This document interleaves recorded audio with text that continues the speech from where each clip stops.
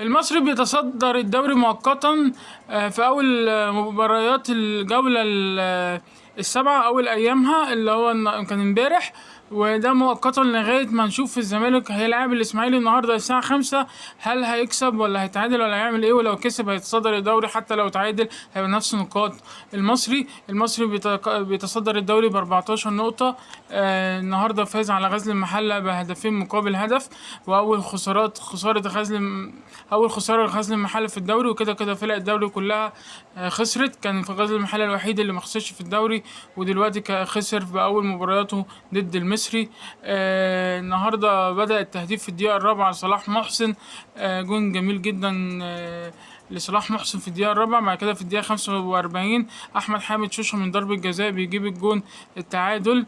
بعد كده في الدقيقة 51 من ضربة جزاء تانية صلاح محسن بيجيب الجون التاني للمصري، وبتفوز المصري ب2-1. وكان في هدف اتحسب تسلل لأحمد برضو حامد شوشة لاعب غزل المحلة في الدقيقة 65، واتطرد في الدقيقة 90 رشاد العرفاوي لاعب غزل المحلة. ودي كانت مباراة غزل المحلة والمصري. كمان كان في ماتشين النهاردة تاني، كان الجونة وبتروجيت. الجونة بتتعادل مع بتروجيت 1-1، جاب هدف الجونة في الدقيقة 51 أرينو، وفي الدقيقة 74 تراوري لاعب جونة جاب الجون في نفسه في الدقيقة 74. وفي هدف اتحسب تسلل على علي الزهدي للجونة، كان ممكن الجونة بتفوز للمباراة، وكده الجونة بقت بالمركز ال15 وخلت الأهلي المركز ال16.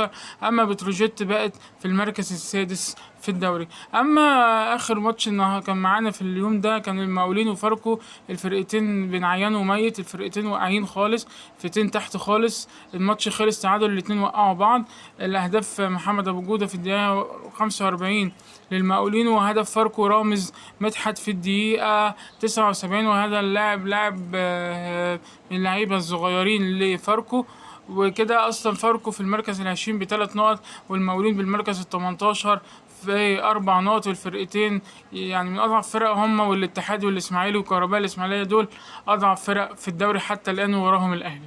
دي كانت كل مطوشة الدوري النهاردة، وهنشوف إن شاء الله يوم الخميس هنشوف إيه اللي هيحصل في المباريات النهاردة.